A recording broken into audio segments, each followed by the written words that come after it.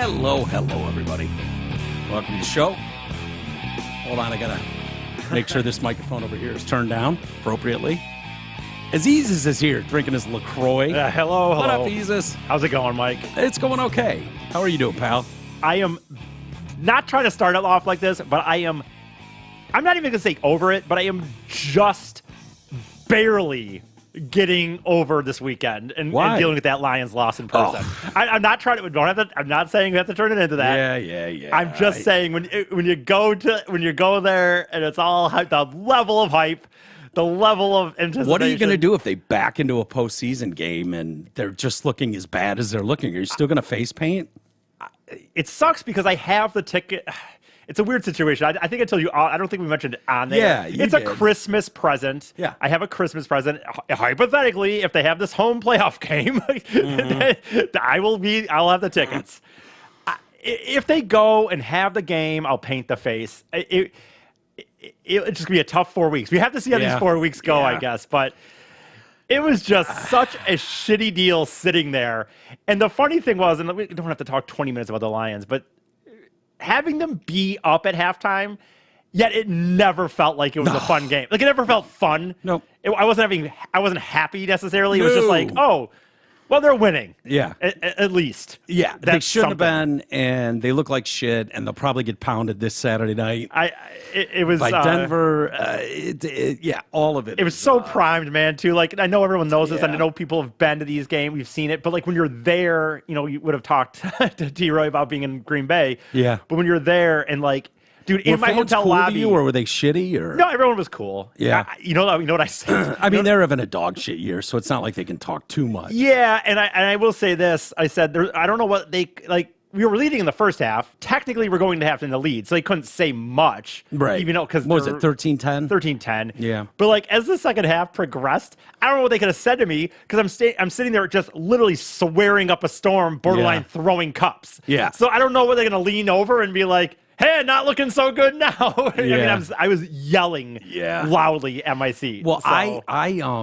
I was backed up on the game, so I didn't start right on time. That way I can fast forward commercials and shit like that. But I avoid, and most people know not to text me, or if they do, it's related to the game, but not really. They know better. Most people. But then someone had tweeted like, tell Lisa's never go to Chicago again. Oh, my God. I know, dude. Bad luck for, and I was like, okay. There is, if you remember, I brought up that in 2009, I think 2009, that's when I went to Chicago to watch. We made this big plan in the summer to go see the Tigers hopefully clinch the division against the Sox. Yeah. And they lost 2 or 3 in that series, famously, or not famously, but I was there for 2 or 3. That's the hooker time or whatever. That's the famous Chicago hooker. Okay. Comes from that weekend. Yeah. But like I thought about when I was buying tickets to Chicago going, I have bad luck going to Chicago, maybe. Maybe I shouldn't go. Yeah. I don't know. You know what though? I will say it was a ton of fun. There's no fucking luck involved. Either your team performs or they don't. I know. You know what I mean? Like I know people get, and I sort of get superstitious. Like I'm a superstitious with some person. of that stuff. But it is what it is. You go root for your team, and I'll say that, they either show up or they don't. And the Lions have regressed in the last 5 weeks to a point where, I'm sorry, they look like same old Lions. I'm sorry. I know. It is what it is. I know. It's tough to watch. Hopefully they can turn it around. Seeing them at home in big games and just absolutely shit the bed. Like, you're on national TV on Thanksgiving. This should be a game where you're showing the whole country who you are, and to lay an egg. And then to go to, subpar talent in Chicago and go there and lay an egg. Yeah. Like, and then when you beat Chicago, absolute miracle. Right. Like, all of that is. I will say, too, I was sitting there where our seats happened to be. The Lions were going the opposite direction when that fumble happened. Goff had to fumble the center. And my eyes were just happened to be like right on it. Like Chubbs didn't even see it right away because, people in front of us and yada, yada. I happened to see it right away. He said he just looked over at my head, just go fuck it, look down and go fuck, blah, blah, blah. And it's like, it was so hard. It sucks so bad. Yeah, it does. Luckily, I would say the weekend overall was very fun. We ended up going to, I guess they do this in Christmas, during the Christmas year. I've never been there, but Wrigley Field. Oh, yeah. I saw your pictures. Yeah, we went ice skating on Wrigley Field. And so they set up a rink right on Wrigley Field? Yeah, it was like a winter carnival, man. They had like infield, outfield? Yes, in the infield. They had like rides, like little. I saw the slide you were going down. Yeah, I went on a fun slide and shit. But that was dope. That was really fun. And it was funny because like that all led to it. Like you're sitting here, okay, tomorrow we were seeing Lions fans everywhere. Yeah. I'm in the fucking lobby in the morning. 2 different groups of Lions fans were like, "Fuck yeah, we're ready, baby, we're ready." Yeah, and then and all I said to Chubbs is, "Just don't start off fucking dead." And they did. They did. Yeah. I know they came. Anyway, that's enough of that. But it's tough. It's tough. It sucks. And hopefully they get it together. You know, this is why I kept talking about, to kind of wrap this up. This is why I kept talking all year about, I don't care, stack them. Stack your wins. Right. Stack your wins, because you're going to go through periods in a season. The Niners look like the best team in football by a lot right now, and they had a 3-game skid. Totally. Where they absolutely look like shit. They couldn't move the ball. Their defense looked suspect. All of that. Those things happen during the year, even with the best of teams. Now, there are teams that go the whole season and only lose 1 game. Yeah. You know, but for the most part, even the championship caliber teams that ended up stomping and winning the whole thing have those lulls in the season. And, and you know, is it impossible? It's just because of our history that we think it's impossible with the Lions. Like, oh, they've just reverted to same old Lions. Yeah. I don't necessarily think they're the same old Lions. And I know people don't even want to hear it right now. But is it possible to turn things around and get to be that fun Lions team that it is? It is. And, you know, Minnesota's going with Nick Mullins as their quarterback. I never. Oh, really? They went away from Dobbs? Dobbs is the backup. I never believed Dobbs was oh, wow, where'd this guy that's been on 8 fucking rosters come from? Like, I never believed that. Like, well, look at their game yesterday. You know, Sunday. 3-0. Yeah. You know, pathetic. Philadelphia lost. I mean, it's like you see these things, I guess. I don't know. So there's no reason the Lions can't keep in it. But the important thing is you stacked 9 wins early in the year, which means you can go through a skid for weeks where you win 1 and lose 2. And, you know, where it's like, this doesn't kill you. As long as you sort of put it together and get things going a little bit. Yeah, you want to be red hot in December. Yeah. That's the key to this game, is stacking some wins early, going through your lull, and then putting it together towards the end of the season. And there's teams every year. The Lions last year are a perfect example of a team. Thank God they didn't get into the postseason. Nobody would have wanted to play them. Nobody. On the road, that they would have traveled well. The Broncos are looking like maybe they're that team this year, which is scary because the Lions are playing them Saturday night. So this will be a good test for them. It's, you know, Dan Campbell going against his mentor in Sean Payton. So, you know, we'll see how it plays out. But I will say that it's not over, but it doesn't look good. I will say this, and this is not about the Lions at all, but it is about the trip. I'm not 100% sure about this, but I went out. You know, I went with my buddy Chubbsy. He's not going to go out on a Sunday night. But I'm going to still just be school like, teacher Chubbs. I got a hotel room. We're going out. And so I went out to karaoke till like 2 a.m. or whatever, and then I went to another bar. Yeah. And my point of saying this story is, I was at this other bar. It's like a piano bar, not a karaoke bar, but a piano bar. Sure. And I'm drinking a beer, and this guy starts talking to me, and he ends up buying me a beer. And I was not totally sure if this dude was hitting on me or just being nice. Like I was. Why do you always have these stories whenever you go somewhere? I don't know. But he went to another bar after that. But like he bought me a beer. He's like, let me buy you a beer. And he was just talking really next. Like he just seemed like too close or really close to me. Kind of, he wasn't touching me necessarily, but I felt like if he had gone the vibe from me, I could have gone with it. Like if I decided, fuck it, I'll fuck a guy tonight. Yeah. I felt like I could have gone there. But I don't know. I wish I could. Well, you've gotten extra skinny. Yeah. So the gay community is going to be all about that. That could be it. Yeah. You know, you've always been skinny and tall, but now that you're extra skinny and you've got the hipster beard. Yeah, and I mean, you got to think. You're here alone by the way, at a piano that's bar, what I'm saying. It's 3 a.m. I am at this fucking piano bar. Did he say anything like, "Yeah, what are you doing after?" He didn't say that, but I feel like my feeling, because the whole time after I had gotten the beer and we started like moving, it was not a big bar, and the piano guy was just like little piano guy with like 8 seats around the piano, and then there was a bar. Once we moved closer to the piano, the whole time he was talking to me, I'm just like, I think if I wanted to, like, I think this guy's trying to put it out there without putting himself out there totally himself.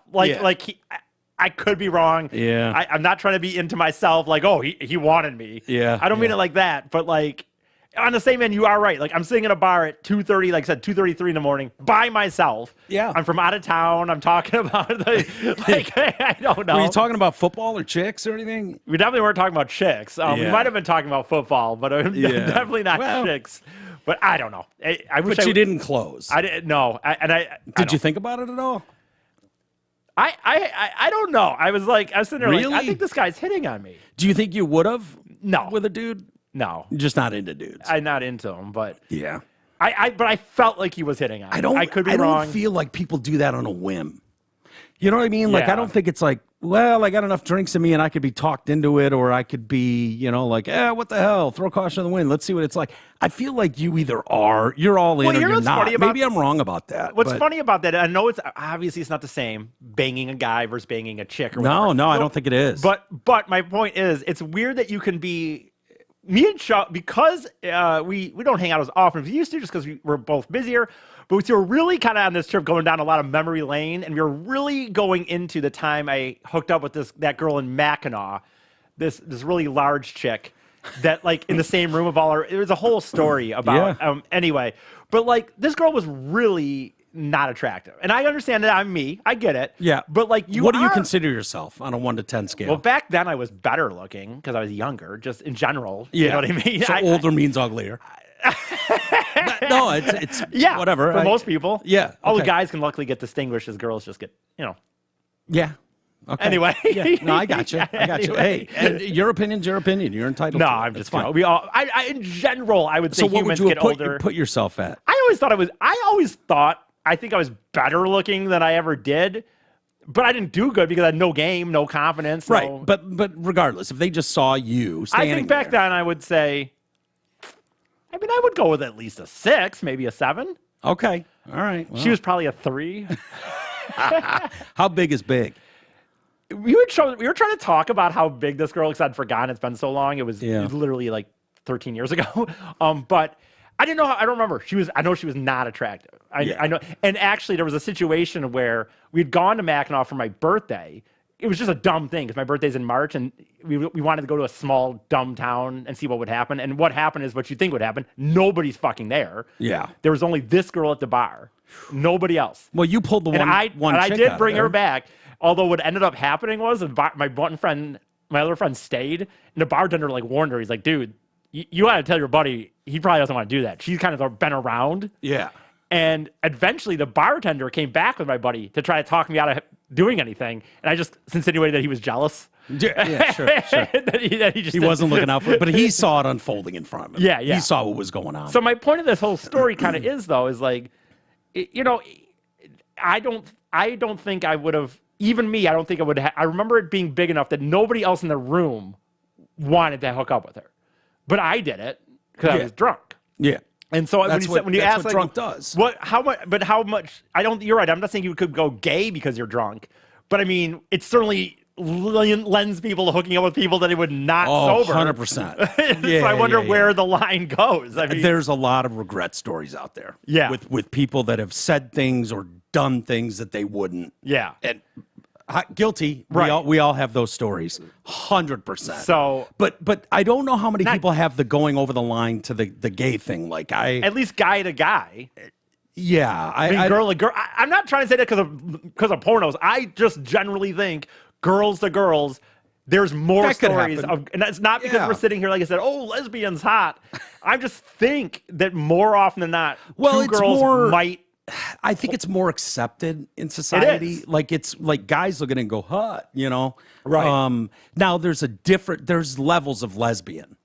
Right. And so there's that butchy, mean, always looks angry lesbian that's kind of dominating society right now. Yeah. And that person is just a gigundous turnoff. No, yeah. If you ask me, that person's a giant turnoff. No, for sure. They seem angry and hateful, and they hate white people and they hate men, and It's like, who touched you where? Show me on the doll. Why are you so angry?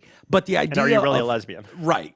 Or I mean, yeah, and who knows? But those, I think the choice can be made sometimes. But outside of them, the idea of like two chicks making out at the bar, it's like the whole bar cheers. Right. You know what I mean? Like we've seen that. I've seen that before, where it's like two chicks start making out and they're hot. And and the place goes nuts. And those girls maybe aren't lesbians at all, but they're just going with it. No. And they're getting support from an entire drunken bar. Oh yeah. Two dudes pull the same thing at a bar and start making out. Yeah. I don't think the whole place is going to erupt in cheers. No. Maybe it would today, but I've never seen that. I don't think it would either. I've never even seen two guys making out at a bar. No, neither. I don't think I've ever seen it. I've been to a gay bar, so I have. But have I ever been to a gay bar? And it was only like, dude, once I think I went down. I suppose it's possible. I don't know. Well, I definitely saw two dudes make it out in San Francisco with Jerry. Oh yeah, I forgot about that. But that's not the same thing. Dude, walking around San Francisco is a fucking sideshow itself. You're going to see dudes holding hands. But you're right. Like going to like the bar to watch the Lions game, or like the club on Saturday night. You tend to the clubs I go to. I think gay guys tend to go to different clubs. Yeah. I really do. I know there was one club T-Roy and I went to years ago in Indiana, and it was like they had live music all over the streets and everything, and it was fucking awesome. And we were like, yeah, let's go to that club we were at last night or whatever. Yeah. Boingo, whatever. Right. And we went in there and quickly, like, you had to pay cover. Yeah. It was like $10, $7 to get in or whatever. And as soon as we walked in, it was like, oh, this is staged differently. This is a different night. And there's like bird cages hanging from the ceiling with dudes and thongs. And it was like, turned right around and walked out the fucking door. I did famously, actually. And it was like their gay night or whatever. I did famously, through this show, when we had Mistay in Ann Arbor that first time, remember? Yeah. I forget who the listener was, but I was staying downtown or whatever. Oh, my brother lived downtown at the time, so I was going to stay down, and we went to Necto, and I didn't realize it was gay night. Yeah. And it was, I thought, man, Necto, let's go, dude. Fucking, hell yeah. Nightclub, Necto. girls, and it shit. just sounds kind of... But Necto only does Pride Night, I think, once a week. Then they also they have like golf night, regular club night that just for anybody goes, I guess. Yeah. But I don't know. Yeah. Whatever. But I thought he was hitting on me. Who knows? Probably. I would think you would know the difference between. I don't know. I've definitely gotten hammered and like super friendly with dudes at the bar. I have too. That's the thing. Like, I have too. And it has nothing to do with wanting to hook up with them. Like at all, but it's like, yeah, let me buy you a beer. I've done that. I've done that too. So, it didn't feel like that though. It felt like how he was talking to me, like if I had, like he was putting a branch out there, and if I had grabbed it, I would have grabbed it. Yeah, you would have taken you right back to his hotel room. Yeah, could be wrong, but that's what I felt. Well, aren't you glad when you woke up that it didn't go down that road? Yeah, I would say so. Yeah, I would say that I'm glad about that. Yeah. Yes, I have nothing against it, but it's not for me. Yeah. Well, we'll get into some other stories. I should probably address the T-Roy Facebook post he made saying he's leaving the show, and it's hard. I'll say it's never easy doing the show and being who I am and doing this for as many years as I've done it. None of this is ever easy, and it's especially hard when you live with people and then work with them. I'm the first to admit I'm not easy to work with. I have my issues with laziness, and it doesn't always serve me well. I'm the first to admit that I think that anytime there's a problem on a show that's my show and my studio and all that, anytime there are issues, I have to take responsibility for that. It is what it is. It's never fun. It especially is difficult because it's out in the public, as much as this show is in the public eye, it is. And so it leads to, people making, accusations about this or that or whatever. And that's, it's not easy. The people that have been around me haven't been public figures. They're not used to that sort of thing. I went from Mike Clark and Drew being here to, Isis, who adores that kind of thing, and Jay, who abhors it and wants nothing to do with it, to, Troy, who had, this isn't his world at all. And, the fact of the matter is I had many discussions going on over the past many weeks about what I wanted to do going forward. I wasn't confident that anything I was doing recently was going to be like, next level shit, nothing against Troy. I mean, not about him, but just in general, I think there's I think I work well with a team that's kind of, I was lucky to have that with you, Isis, and Jay, that we were here all day together. And I think that shows in the work, that for sure. You know what I mean? Like the phone calls we were making and the discussions we were having. It's a lot easier when you have bodies here. And we did the Killer Cares event over Friday night. You were there. Correct. That was great. Had a blast with Drew and Mark and Bentley and Brandon, and I got along awesome with Craig and Roe. We had a fucking blast together, and LaDuff was there, and it was really fun. But I had a behind, I'd say backstage or green room, which is just the kitchen or prep area in a bar like that. I was talking to Drew for quite a bit about it, and this is pre any Facebook post or anything like that. And he was asking me about the show, and I said it's really fucking difficult, man, not having. And Drew literally like cut me off. He said, "You need bodies. You need people involved. You can't.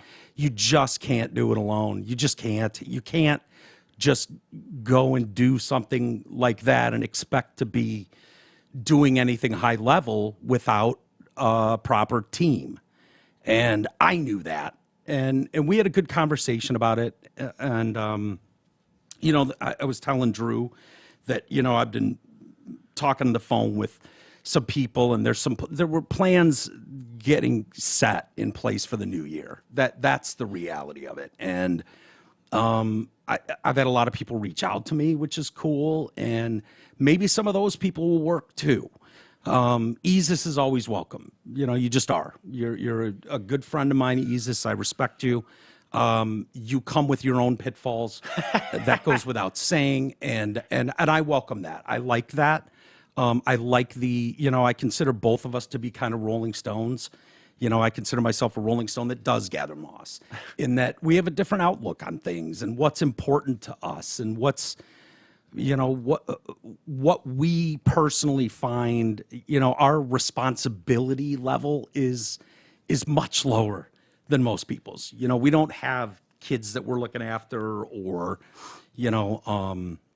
we just don't have that responsibility. And I think that's a good thing.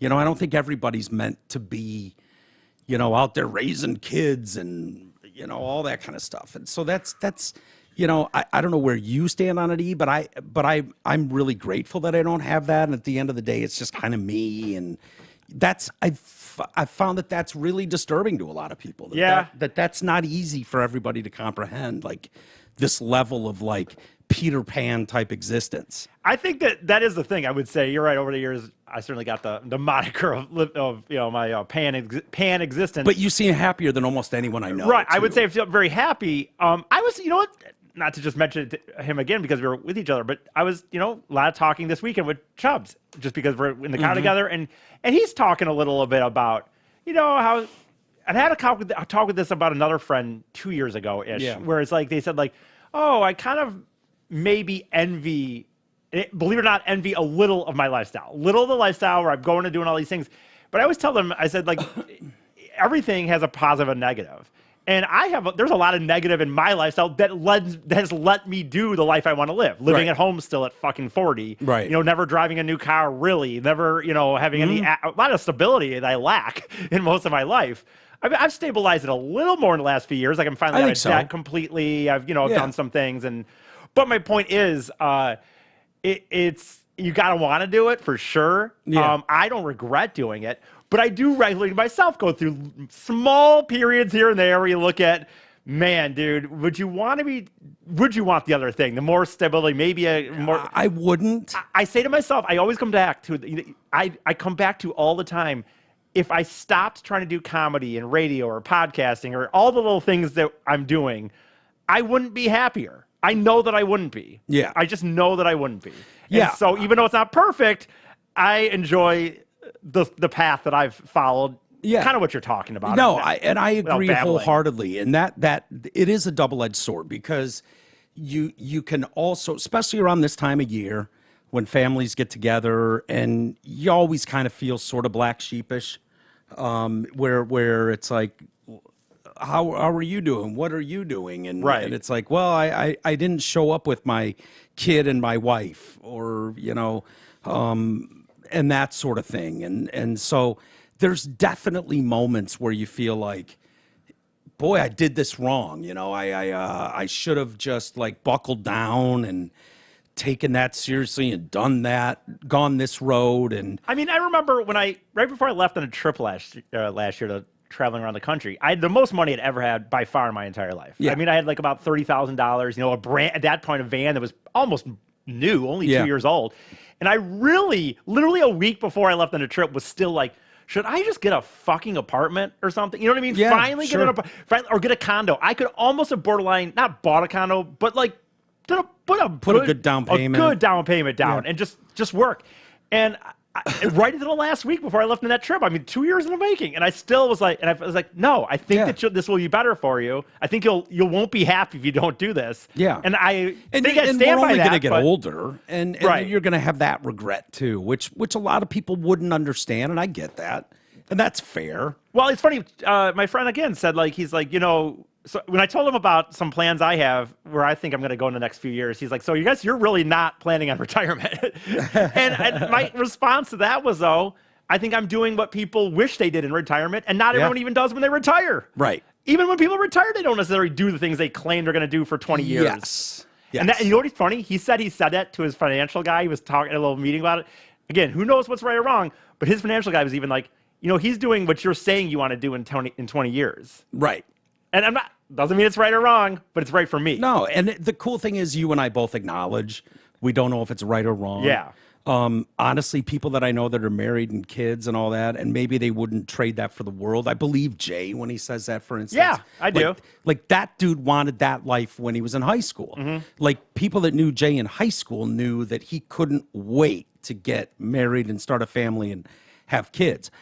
That being said, I know a lot of people that seem, no matter what they say, really fucking miserable in their existence. Like, I chose this when I was in my 20s, when I didn't know shit, and now here I am in my 30s and 40s, and they're fucking miserable with their whatever their existence whatever is. Their situation is, Yeah, they don't seem thrilled about it, and none of that looked appealing. I've had some other friends that got the fuck out of that. Yeah. That went, I knew walking down the aisle this was a mistake. I put up with it for 40 years, and then fuck this. Yeah. At the end of my 20s or the end of my mid-30s, I bailed, and I got out of this. Right. And so, part of me along the lines has gone, well, maybe you just go get a job in something that you know what you're doing. I've got enough friends in radio. I'm sure I could hook up with people and do that.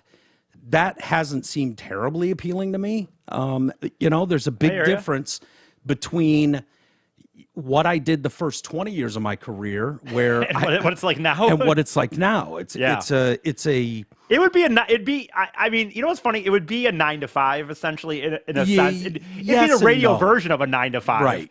Which I would still think is better than to me, a regular 9 to 5. Yeah, but it would be the radio version of a 9 to 5. Most of those guys I worked with, especially when you're talking in like top tier, like morning radio, if you look at them, most of them don't get married and have a bunch of kids. Yeah. Some of them do, obviously, but a lot of them are kind of fucking weirdos. Yeah. Most of the people I worked with are fucking weirdos. They're non-degenerative degenerates in a lot of respects. Like their outlook on the world is different. Most people don't recognize it. It looks fun from the outside to a lot of people, and that's true. Yeah. And so I've kind of forged this way, but it's a really tough thing to get the right people involved. I think we caught some magic with me, you, and Jay. I really Absolutely. do. No, there was in whatever people would call the peak of it, or that moment. And I hate when people say that to me. Thank you for that, but they do. But I get it. Whatever you want to count that was, I agree with you though. Yeah, for sure. There was a lot of fun and a lot of support, and there was decent money coming in, even though it never felt like it. As usual, of course, just like everything in life. You look back, and you're right. You always wish it was more. You wish it was more at the time, right? But it was very good at the time, really. Yeah. Like it really was. And there was putting money in the bank, good interviews, paying each other. Good interviews. Sponsors, things we were doing that were fun. The charity drive, all that stuff that we were doing. It was very fun. It was a lot of fun, and we were calling our own shots. Absolutely. And people were supporting us, got behind us. I think going away for a couple of years absolutely destroyed whatever, and maybe it was going to go that route anyways. Who knows? It's so tough. You can't. What are you going to do? You never know. What are you going to do? And that's kind of my attitude. Like, oh, okay, so and so's leaving. Okay, what am I going to do? What like that? I'm not going to make anybody do anything. People, I think a lot of people would be like, oh, he's leaving the show. He's going to do this. Dude, I'm super proud of you. I love that adventurousness about you. And that's why you're always welcome here, because you and I get along, and I appreciate you. I like you. I think you bring a lot to the table. I think you've never been afraid to go out on a limb and for the joke or for the bit or just in reality of who you are.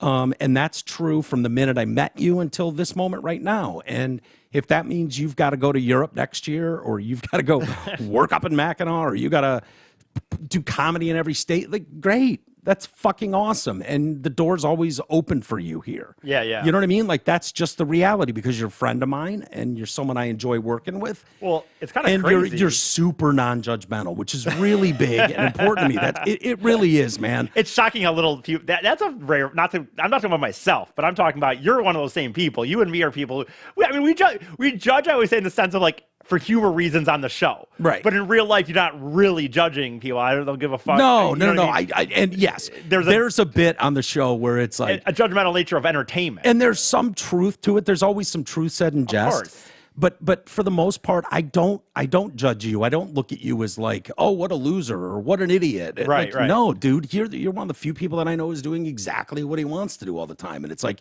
he seems happier than most of you.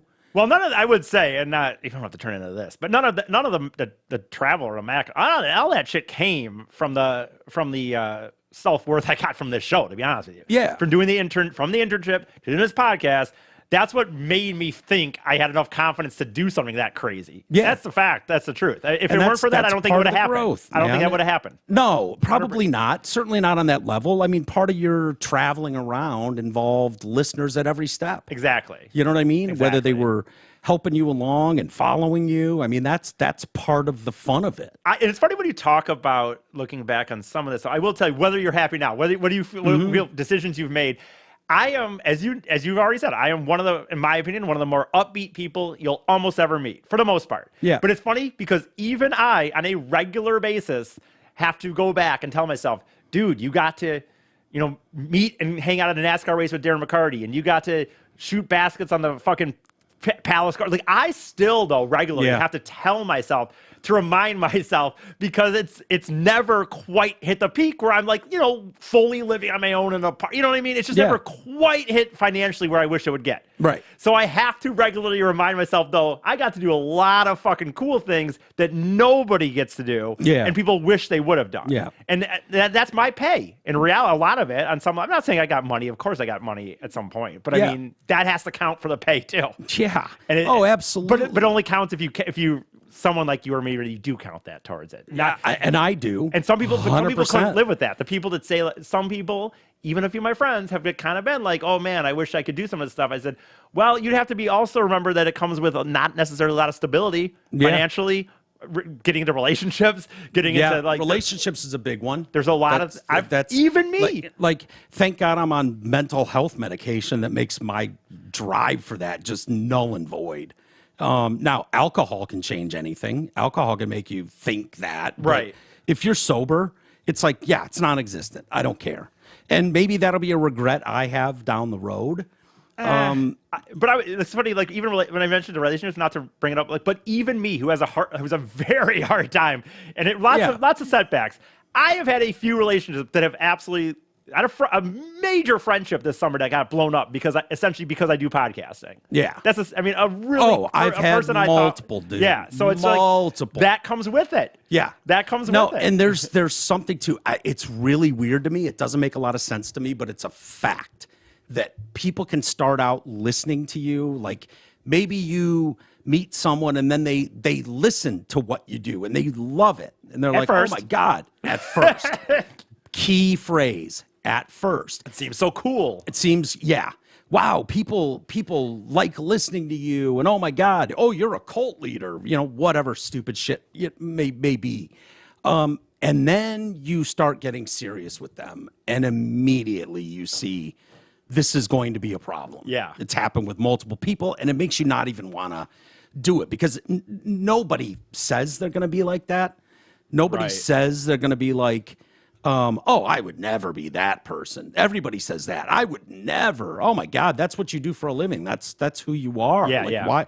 And then they inevitably, and it usually starts small. You get in some small argument about some stupid discussion they heard. For sure. And they take it out of context or they heard it wrong or whatever. And jealousy's a real thing, and it fucking destroys shit before it gets going. And it is what it is. And I'm sorry that happened to you this summer, but I can totally relate.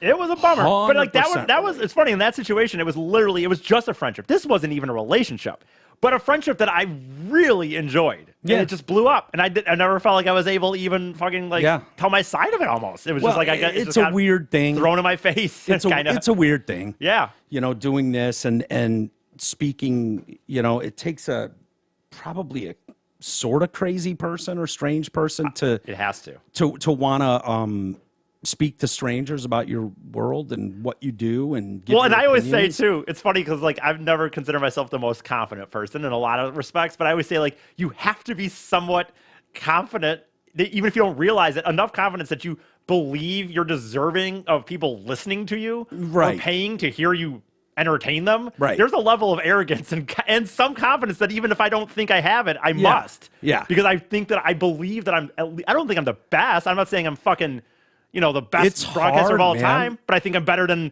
a lot of just little podcasters or comedians I know. Of course. I think I have an interesting life. And you have actually a pretty good level of confidence going into someone else's show, and I always worry like, how am I going to come off, or what are they going to ask me, or shit like that, and it usually goes fine. I've never had any issues, but it's not.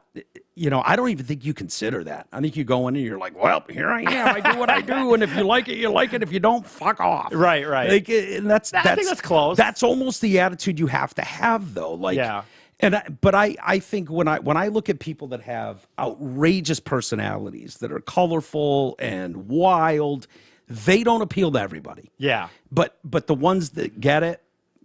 But at the same time, I think you have a better than most people I know ability to take a beating too and roll with it. Right. Which I think is grounded in some of your upbringing. I'm sure it is. I guarantee it is. I couldn't handle it the way you do. Jay, sure as fuck couldn't.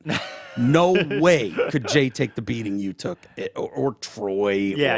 Or Drew. Yeah. Drew wouldn't have done well with that. Yeah. It takes. But you know what though? It was just I knew that I had to. Right. Or I wasn't going to probably get to do what I wanted to do. Right. I just knew it. I had to be okay with it. Yeah. Or else it wasn't going to happen probably. For us, it sucks and it's probably shocking to some people. I don't ever want bad outcomes for anybody that's down here. That's certainly not my goal. When I introduce you guys that are listening to friends that I think would be entertaining, it's out of the norm of this kind of world, the broadcast world, if you will. And I know everybody's doing it now, so maybe it's getting less and less.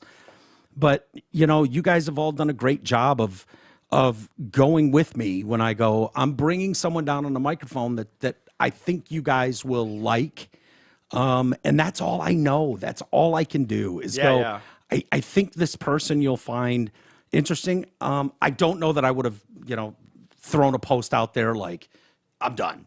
Okay. I don't think that helps because I had some plans that people were 100% not aware of. 100% not aware of, and they weren't talking to me. So, they're not aware of that.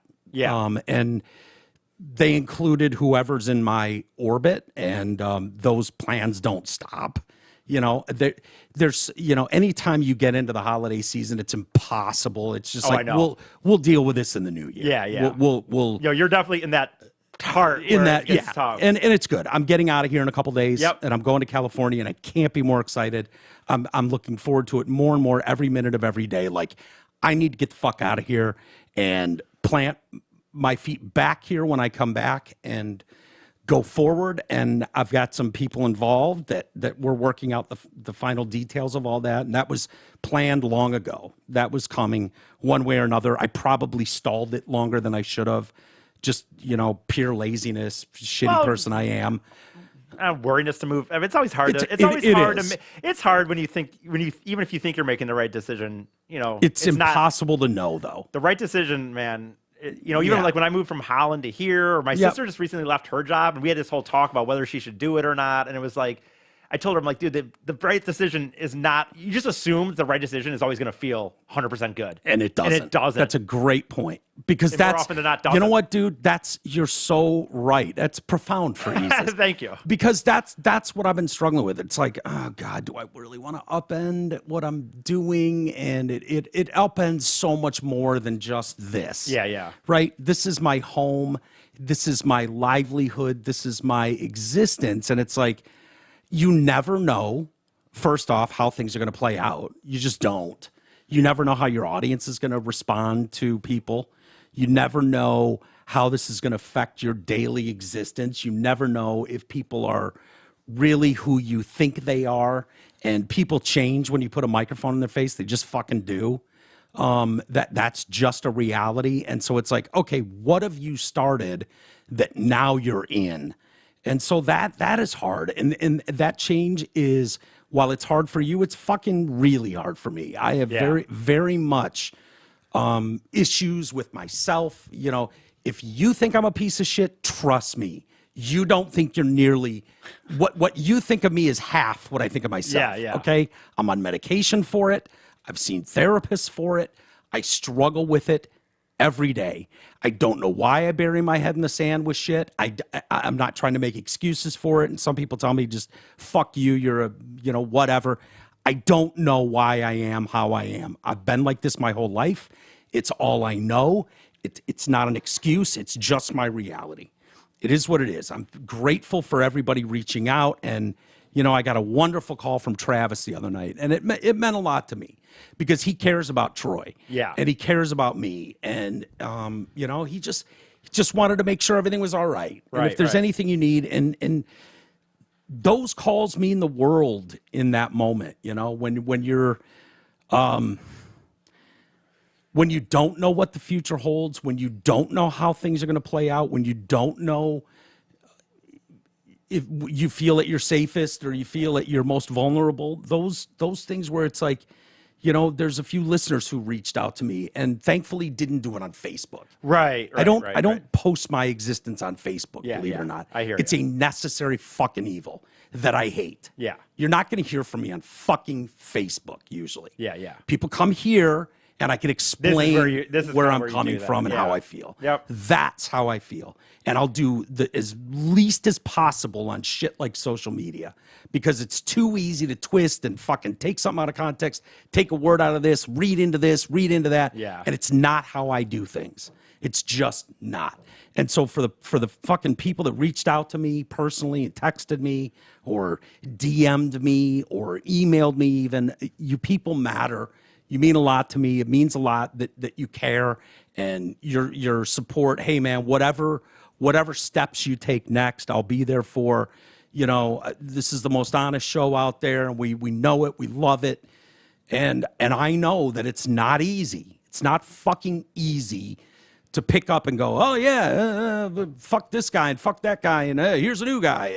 Dude, it's not. No, for sure. And if you think it's easy on me, you're fucking wrong. It's not easy on me. It's very hard on me. No, I mean, not you, to anybody that does the position that you're in on this show is like, you got to be comfortable with the person, and you'll have to learn now what do they like, what do they want to talk about, 100%. What is their personality? Yeah.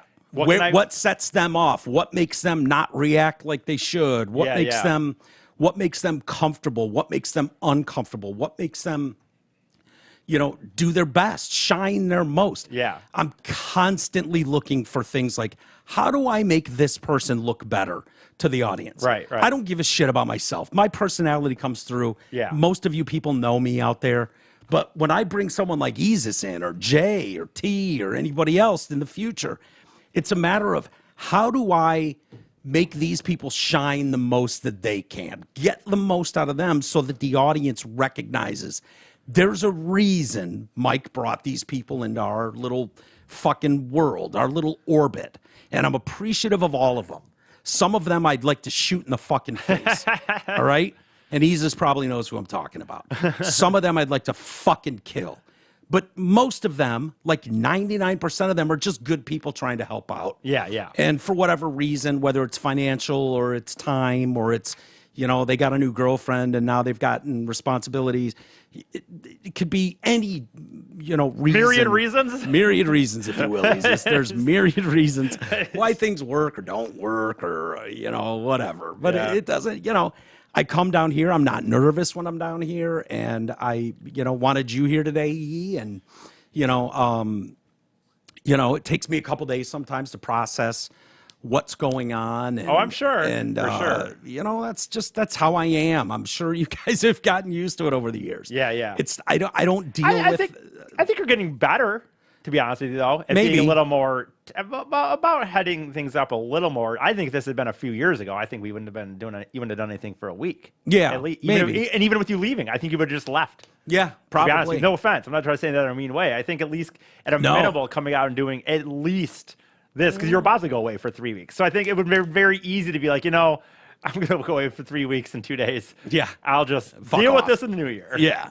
Oh yeah, and it's part of how I am. It's easier to bury your head in the sand, and that's it's not the right thing to do, and it takes work for me to even I didn't prepare anything. Yeah, I didn't write anything down. I didn't spend a ton of time thinking about what do you say? What do you do? How do you calm people or what? No, I don't.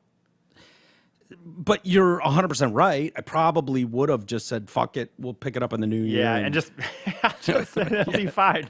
We'll sweep-a-roo the whole thing. That's pretty much New Year anyway. But, so. I didn't think that was fair to people, and people have put up with a lot from me. Whether you're in my inner circle or not, people have put up with a lot. And, I felt like that was the best thing to do. I feel the love from people, and it means more than you know. It's very easy to get down on myself and fucking beat myself up, but I found that doesn't do a lot of good either. No, it just doesn't. It's tough, man. And it's a tough existence. I think when you do stuff like, I talk about this with my other friend that I've done podcasts with, but when you do stuff like this, the other and we've talked about this before, but the other tough thing is there's a constant in your head. If you really care, and it's really what you want to do. As much as you have the free-spirited person who's like, I'm not going to go to 9 to 5, and I'm working at desk. If you're constantly, and usually, at least how I am, saying to yourself, I need to be doing more. No matter how good things, I sat there today, I spent a lot of time today mad at myself that I felt like I haven't done enough with my side, kind of podcast I'm doing with you need to do more. You should have, it's dude, I'm the same man. I literally last year found a way to go on Mackinac Island and record a show and put it out there. I wasn't doing that before. Yeah. I found a way to do it. But I literally just spent about a few hours a day randomly, not kidding you, mad at myself. Yeah. Thinking I kind of, a little sorry myself. I hadn't been doing enough shit. And it's dude, regular people, if you just had a job, quote unquote, you would, and not all jobs are like this, but a lot of regular jobs, you get to kind of just go and it's done. Yeah. If you like doing this, it's never actually done. No. Never technically. You allow certain points of your life to I'm going to go to a movie. I'm going to go to a game. Yeah. But it's never off your mind, I don't think. And in not to be woe is me. No. I don't mean it like that. And it leads me to my next point, which is if I'm being transparent and honest with people, and people here don't know this, I tend to bottle things and not talk much about it. And if I don't feel comfortable in the situation I'm in, I'm certainly not going to talk about it. So there have been a lot of internal discussions, not show related, but just in general about what I'm going to do. Do I want to stay here? Do I want to, it's been really fucking hard watching these kids grow up, watching, my family's getting older. Yep. And I really want to be around them. I want to be around Reed and Matt and Marshy and my brother, people that I know care about me on a level that just other people don't. Yeah. They just don't. And so that, those are the only people for the most part in your life that are going to care that much. Right. And are going to be there no matter what. Goes. They know me. They accept me with my faults. And so, part of me was like, okay, I need to do a few things here. So I've brought some people in recently to assess the house and what needs to be done, what shouldn't be done, because I had ideas in my head like, okay, we do this grandiose thing and we fix this up and, however we do that. And then we sell the place and then I move and I set up somewhere else and blah, blah, blah. And I brought in multiple people and, the reactions that I got were all over the map. And it was like, no, you don't do that. What you do is you do this, you do this, you do this. Here we go. And then you do this on a much smaller scale. And then you have a reasonable idea about what you can get. And it would probably be around X. Yeah. And so I'm in the process of doing that now. Now, does that mean I'm leaving here tomorrow? No, it doesn't. And I might stay here for the foreseeable future. But I wanted to get into a position where if I wanted to go, I could. Yeah. I could do that. And I also knew that come the new year, there were going to be some changes. So there's a reason why I wasn't doing why maybe it appeared to some that I wasn't doing more. Like I had thought like, well, it doesn't really matter to do some of this. I'm just buying out the time. Yeah. Get me to the fucking end of the and this is probably in November. I'm like, just get me to the fucking finish line here. And then we'll deal with this when we come back with a renewed attitude. Yeah. And in that time, things have gotten shaken up. Right. And I understand that by not expressing myself in probably the best way, it probably led to some of that. I get it. I'm at fault for as much as anything. But that's the reality of what I had going on my end, and it wasn't very comfortable, honestly, if I'm being totally honest. Yeah. I didn't feel very comfortable talking to anybody about what I was dealing with or doing. But in my head, I was already gone. Yeah. And so that's the best way I can explain it as to why I was kind of I was on cruise control. Just get me to the end of the year. Let me finalize some of these things. Coming into February, I know I've got a lot going on around the house. Yeah. And that should tie that end up. And also, I've got some players involved that will be involved going forward. I didn't plan on making this. I wasn't planning on talking about it, period, right now. My hands are kind of forced here, and I feel like, okay, all right, I guess we just kind of open up about it. It wasn't my plan, but here we are. So it's what it is, man. It is what it fucking is. Maybe you're right. Maybe your hand was forced a little bit. It's in the end though, might not be the worst thing. Maybe it's better. Maybe it's better to leave. To be honest with you, you're about to go on a little trip back home. Maybe it's not the worst thing. Yeah. To actually just have a little more of it out there, then just go into it and then come back and be like, by the way, there's huge changes. Yeah. Maybe this will be a little better. I don't know. Maybe. But it is what it is. You can't change it anyway. It is what it is, dude. I live by that. There's nothing you can do about it. And I'm again, I want to stress that I'm just super grateful to everybody that's put their time and effort into whatever stage of this there is. I know some people go, "Oh, is this the end of everything? Is it over?" And it's like, well, I love when people post that shit. It's like, what do you mean? This is all I do. It's either this or deliver pizzas. Yeah. So no, it's not over. And I keep falling down. I learn. I think I get better at being more transparent about what's going on. Isis, I'll tell you. I would say you definitely have. There's no question. I will tell you, had this been 5 years ago, your head would have been down in that microphone and you wouldn't have said a fucking word on this show. You would have taken yourself off that camera right there, wherever you are, and you wouldn't have said a word. So it's all about the growth that we have. And it's not like, oh, look at us, aren't we mature? Well, I would tell you the text when I texted you about doing a show yesterday, and then we decided to do it today. I sat there for about 40 minutes trying to decide how to word it. I was like, and I'm the last person you have to do that with. I know, but I was like, and I almost avoided it. Just like, you know what? He'll let me know if he wants to do something. Yeah. And I figured that's what you were doing. So I planned on texting you this morning. And then I said, no, dude, you should try. I've been trying in the last few years to get a little more communicative myself. And I'm like, no, you should just communicate something. Isn't that hilarious? And I was sat there, and if I were to read it, whatever it said, it was like, hey, no, there's a lot going on. It's all the post. If you want to do a show, I'm around or something. You're like the abused child in a or you're it's okay. It's okay. You know what you are, Isis? You're the child in the background of an abusive marriage. I know. That's what you are, whether it's me and Jay or whoever. Yeah. And you're kind of stuck there like on eggshells, like, but you never have to be that with me because I'm fully aware. When I pulled into the driveway, that's how I felt today. I was like, are mom and dad going to be fighting? Yeah. No. I just, you know what I'm saying, though. Like, I do. And you never have to do that with me because I'm not a yeller. I'm not a screamer. Yeah. I'm not abusive. I'm not physical. I'm not any of those things. And I know where blame lies when it comes to that. One thing that if you know me or don't know me, one thing I can tell you about myself is I've gotten really, really, really good at knowing how people feel about me. Okay? So whether that was early on in my 20s, if it was me as an uncomfortable kid in high school or middle school, or any stage of adulthood doing something like this, I am uber aware of how people feel about me. I can feel it in a bar. I can feel it in a room. Yeah. And luckily for me, most people tend to like me. Yeah. You're right. Yeah. Right? You have that about, you know what's funny? I will tell you, not that it's. But I know if you think you're getting by on me and you're just going to cold shoulder me or you're going to ignore me. No.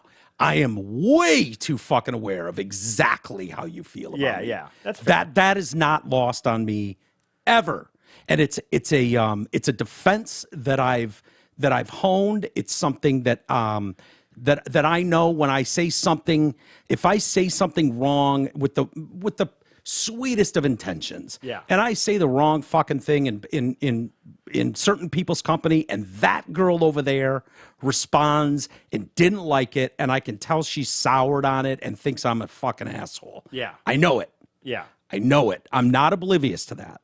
What were you going to say? Oh, no, I was just going to say, I'm envious. I'm actually envious. I think I'm the exact opposite. I literally don't think, I'm really not kidding. I think I don't know at all. Like if I'm in I am countlessly clueless. I wish I could have that sense a little more. Yeah. everything has a positive and negative, but I think that's a really good trait to feel confident in it. Yeah. And that's one of the few things I'm confident in it is like, I know if I've done something to make you feel a certain way. Dude, I'm the person who, if I hang out with you and then tomorrow we hang out or I text you or something and you don't get back for 2 hours, I'm already going, oh my God, he must have said something. In the end, did I say something last night? I try to think back. Nah. Did I say, no, not with you, but I'm just anybody. I'm saying that's how I am. Yeah. Like I will be I'm the opposite in that sense. I literally assume it at all times that someone, I've done something and I don't remember what, and they're mad at me. Well, that's alcohol too. Okay. Because if you're out drinking with people and then the next morning, even if I'm sober. Really? Oh yeah. No, yeah. I'll think that I think I made a joke that in the end they didn't like. No, I'm like it. It has nothing to do with alcohol. I can be sober and still the next day be like, I had people at work on the island. Some guy worked on the island. I thought we were doing good day, and I sent him a text after work one day and. It seemed like he didn't get back right away, and it was like, oh shit. What's tomorrow going to be like? Did I say something he didn't like? And meanwhile, he just slept in. I didn't give a fuck. Wasn't thinking about it at all. No, didn't give a fuck. No, I think I mean more bigger scope. Yeah. You know, Okay, when I know what you're saying. When you're dealing with people, and it's like, okay, I knew when Jay had soured on me. Yeah. You know, and it was like, okay, I know. You don't need to tell me. You don't need to yell at me. You don't need to do anything. You don't need to fucking puff up at me. I know exactly how you feel. I just do. I know what you mean. Yeah. And so that, you know, I don't know. I feel like I'm rambling here. You're in a tough spot. Because you're trying to get all this out there, and it's hard to not. There's no end. There's not a great end necessarily. What you're going to say. Well, have a great day, everybody. Make sure you hit How the about TDC that news? shop. Am I right? Yeah, I know. How about the local sports team? Dude, this always feels stupid to me when you go through this stuff. And then it's like, well, let's talk about Shohei Ohtani's new contract with the Dodgers. Like $700 million. There's never a good out. There's never a good like, well, there you go, you know. Yeah, it's you know. I will say, by the way, this is a little. I'll say it, and I'll apologize if it's kind of off the topic here. But I was thinking while you were talking here, when you went back to the idea of like the whole thing, doing this and happy with what you do or know what you're doing and being all that shit. I really haven't thought about it in a while, but like I look back and when I was gonna maybe go over to 95.5 and get this little kind of weird promo job. But though, that would have been at the time I wasn't making money here. Yeah, and it would have. Oh, we went what 2 years without making money? Yeah, and it would have been fun and more like, even though radio is still like, it could be like, oh, but if I was into Meyer and I ran into some fucking kid from high school, there'd be something about saying, yeah, I'm kind of working with Mojo on the morning show versus a podcast they've never heard of. I'm not really. And when it came down to the decision on what to do, I will say, I think that if you really just specifically wanted something that was maybe more for sure, you'd get this generic paycheck in the mail. Yeah. That probably still would have been maybe the call. I think it would have been a mistake. I think it then, and I think it now, I wouldn't have blamed you for that. But what I was going to say is, I don't value that as much as I value being able to talk, being able to be on a mic, being able to do fun things. Have an openness. Totally. Right. You had an open fucking... Dude, it started out, if you remember, I believe, like... Not speak when spoken to, but kinda, but not really, but sort of. Mike was here for sure. I didn't know what I don't know if I knew what I was doing when Mike was here. No, you were just a listener hanging out at that point. and then somehow that kind of went away, and now I guess sitting here with you doing a show until Jay got it. But I would tell you, no, I don't regret it for 1 second. And I know someone that we both know that still thinks I should regret it, and I don't at all. Yeah. Because I got to do the thing I always wanted to do. Would that, in the moment, in the exact instant gratification moment, would that have been better? Maybe. Yeah. But not for me in the long term. Not the shit that I got to do and the stuff that we got to do. Dude, it was great. And I'm not trying to say got in the past tense. I know we're sitting here right now. I don't mean it like that. But I mean... I think... It's just another example to me of realizing that one thing is not the main goal. Right.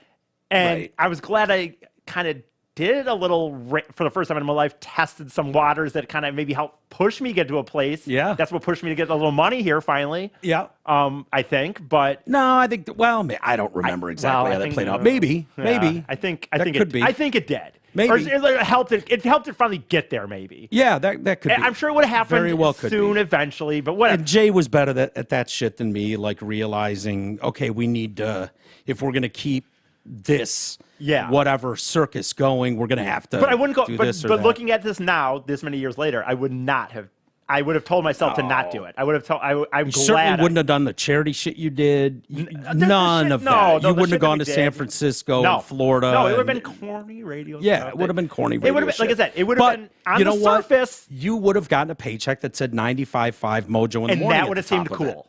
And you would have gone to the bank with your Mojo in the Morning, 95.5, whatever fucking CBS radio, whoever owns that. Yeah. Maybe whoever it is now. Yeah. But you would have gotten that.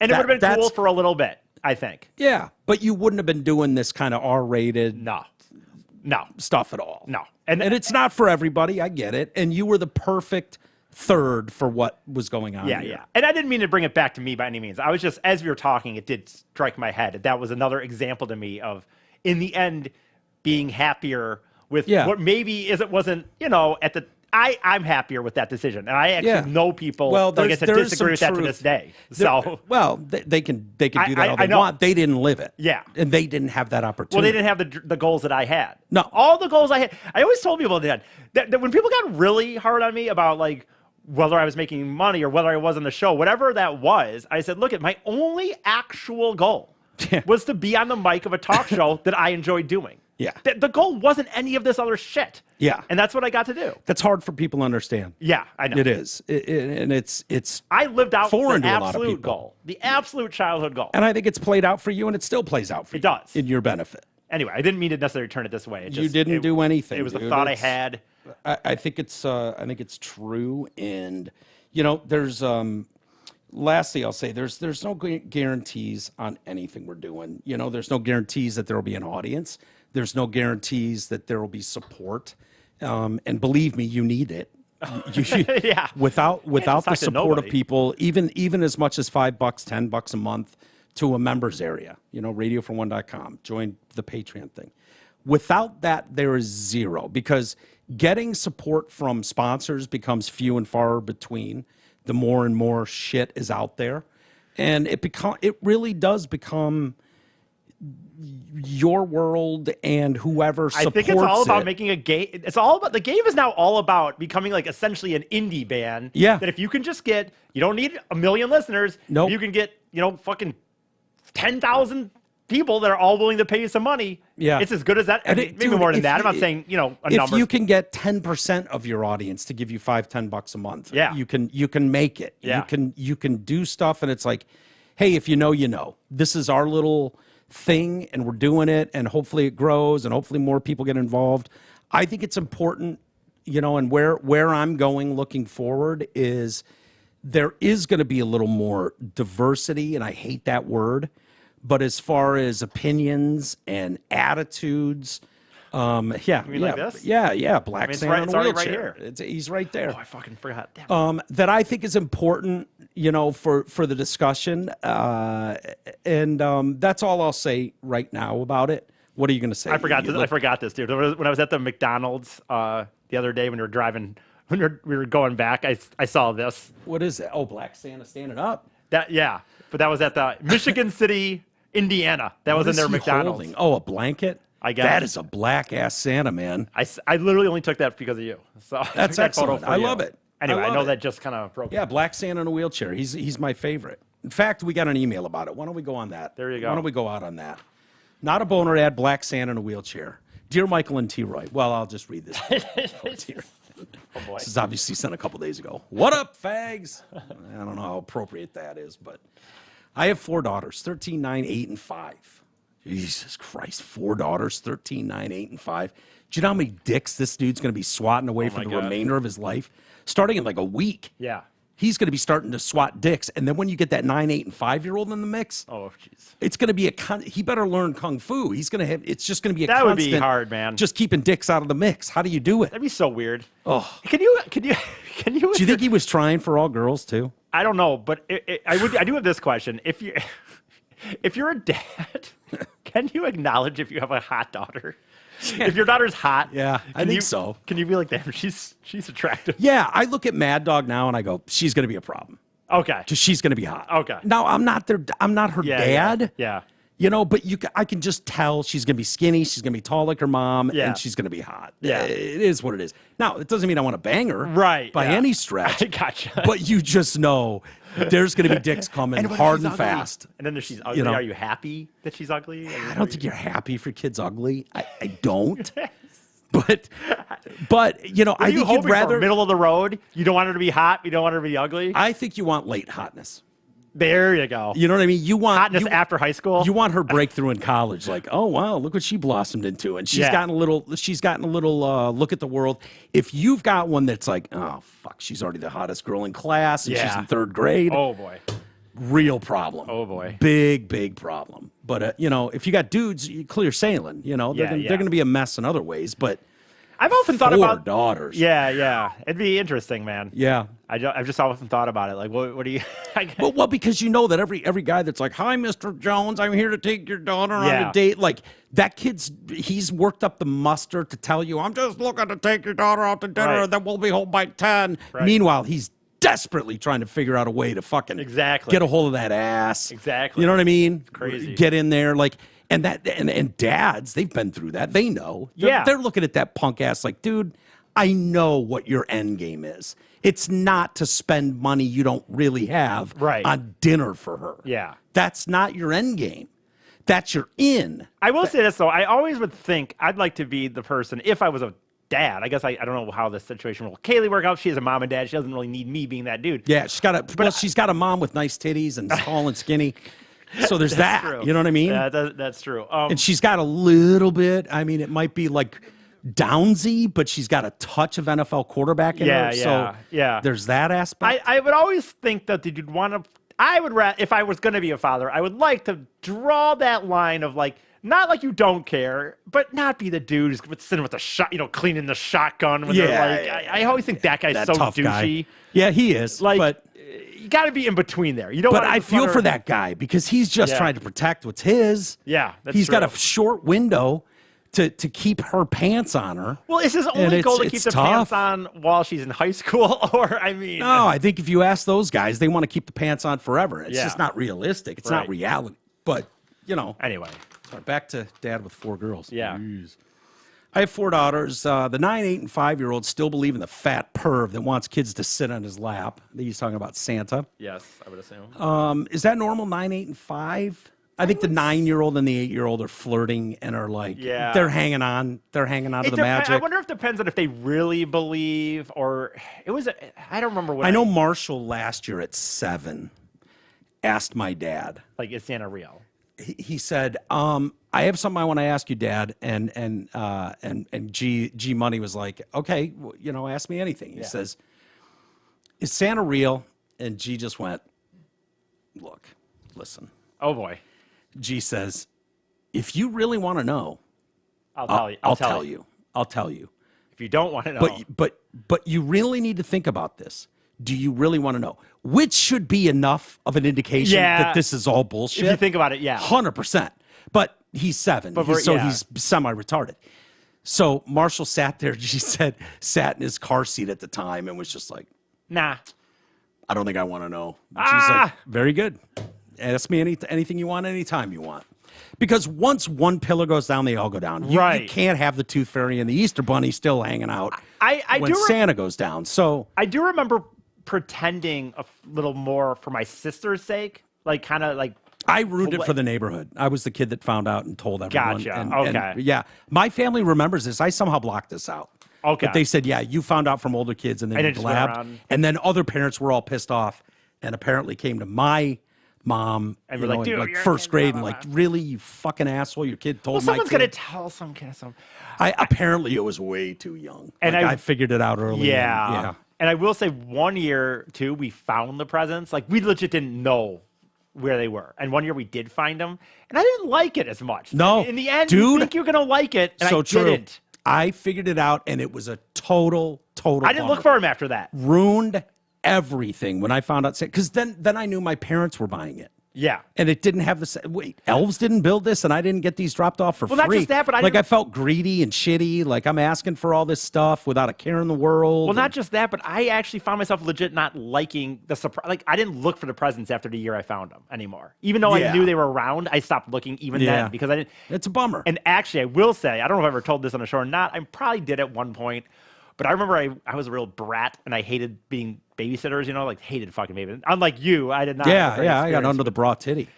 So I whined and whined until my parents took me on a date. Like, they had a babysitter coming where they were supposed to go out to dinner and a movie. So they just left it with Brian and Lauren. And I you went with on them? the date. Oh, my God. And we're sitting at the table, dinner, and it's after Christmas. It's like January-ish. So they're starting to discuss. My dad somehow was bringing up the credit card bill and stuff, and he starts bringing up Christmas. And I'm literally on a date with my parents. I'm like, well, what do you mean? Santa buys that stuff. And they gave me some. I don't remember how. Jesus, you're 13. I don't remember, but it was like they were talking about the credit card after Christmas. I was like, why would you worry about that? Yeah, hilarious. How old were you then? I have to ask them if they remember this. I mean, tell me you were under 16. Yeah, I mean, I would guess I was under 10. Okay. Only because I don't know. But my guess would be I was under 10. Fingers crossed you were under 10. Yeah, that would be great. So I continue. It being 2023 and embracing our full whiteness, we have one of those short stalker snitch little fucks, also known as an elf on the shelf. Oh, yeah. Well, one of my I don't get the elf on the shelf. Yeah, it's just another fucking thing. Freaking kids out and stuff. I'm too old for that. Yeah. So I don't get it. But kids apparently, what does it do? Moves around the house? You plant it, and then it's supposed to be it moves around the house every night. And the reasoning is like that way the kids have to be on guard all the time because now the elf is like a helper. I've seen some where like the elf in the shelf has a pen and a tan, and the kid wakes up with fucking googly glasses drawn on its face and a mustache. I don't know the whole. And it's deal. like, look what the elf did to you in the middle of the night. It's sitting there with a pen, the kid's crying. Well, those are like smart ass parents. I think the overall general idea is that the elf is watching the kids, and this instead of the regular Santa who's just the kid thinks that the Santa's out there, but you can't see him. This elf, I think, is supposed to be a representation. Like, dude, he's moving around every day. So you better be good. Like, even if you're in the kitchen and your mom and dad aren't in the kitchen. Was that elf on the shelf a thing when you were a kid? No. No. Okay. So it's later than that. Yeah. So, one of my friends gifted me a black Santa in a wheelchair. Now, that's a good friend. That's a good friend. By the way, my guess is they're going to sell a shitload of these, and I hope they don't think it's not for the joke aspect. Like, this literally has no market. Yeah, there is no market for black Santa in a wheelchair. Only $5. At all. Yeah. That doesn't exist, but maybe the joke's on all of us, and they knew a bunch of smart asses would buy that ironically, and they've sold a shitload. Dude, they'll never admit it, but they might. I gave one to Drew. Yeah. Drew wanted one when he was here. Hilarious. And so I gave him one on his way home. So Drew has one. It does say, by the way, indoor decorative only, not a toy. Oh, okay. This is not a toy. Whatever they want to say.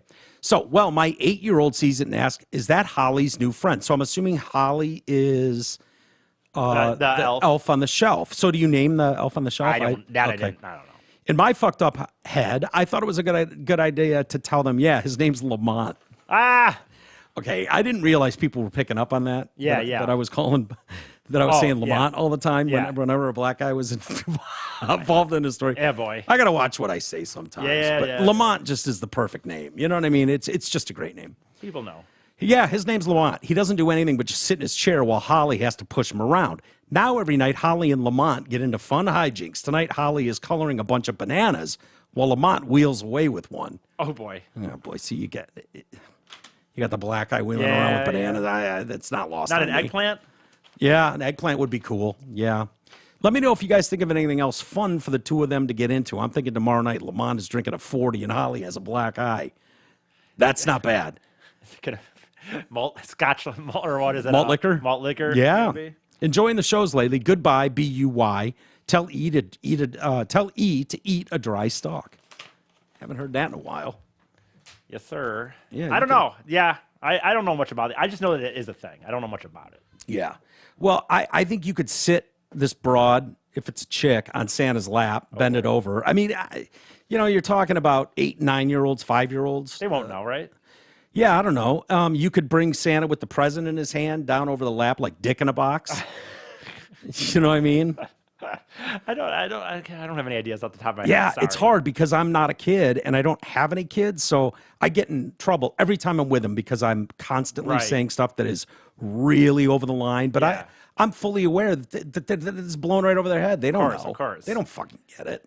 So, anyway, did you want to come back tomorrow and do something? Sure. Okay. We'll do our best for that. No promises. No guarantees. I've got a ton of shit to do over the next couple days before I head out. Well, I'll tell you, Thursdays is the day that Lauren always comes over with Kaylee, so I'm good either way. I'll get to see Kaylee. What time does Kaylee come over? At night? Usually like noon. But my point is, I'm just saying. You're having a good day regardless. I'm a good day either way. Okay. So. Well, maybe we do some stories tomorrow. Okay. One last time. If not, don't get mad at me. Don't read too far into it or look too far into it. I just have a lot going on over the next couple days. So I hope we cleared up some stuff tonight. Maybe we didn't. I don't know. But, once again, I'll thank you all for the tremendous support, those of you who can. and have stuck with us. It's not lost on me. And thank you for that. I hope you all have a wonderful holiday season with your family and loved ones. I really mean that. And we'll try to do one tomorrow, but if not, I'll see you in the new year, and we'll get back to having fun and doing the best we can. All right? Have a great one, everybody. Love you.